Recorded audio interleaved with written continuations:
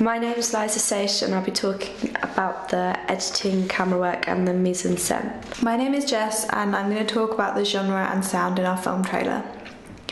The genre of our film is crime, therefore we incorporated typical crime genre conventions. This was mainly achieved through the narrative, which follows a young female forced to encounter drugs and violence. These are themes common in crime. We also challenged the conventions typical of crime in a postmodern way by using a female protagonist. We took inspiration for our titles from Scott Pilgrim vs. the World, as we thought these complemented our graphic novel style. During our love scene, we used the typical graphic novel pink hearts flying out and around the couple. The love hearts were also created in Photoshop and then imported into Adobe Premiere. In our film trailer, we used lots of different camera and editing techniques in order to fit with the genre and push the boundaries of our postmodern idea. When working in camera, we tried to vary the shots that we used in order to make our film less static. We tried to experiment with the close-up shots and use them when it would be most effective.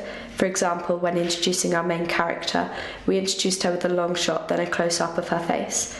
We also used close-ups of her feet whilst using the track equipment to give the effect of our character walking with the camera. We used the track equipment throughout our trailer when filming, as it gives us smoother and less jumpy footage, leaving us with professional video recordings.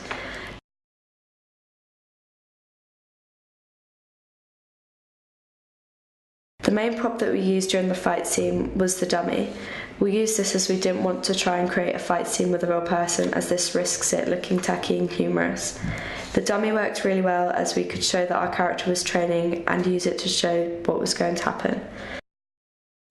We decided to delete any recorded or ambient sounds, instead using purely artificial effects and music. This was to emphasise the hyper-reality often found in comic books or graphic novels. We shot most of our footage in Brighton. We used an alleyway that was dark and cramped to try and recreate the tunnel scene from Point Blank that influenced us.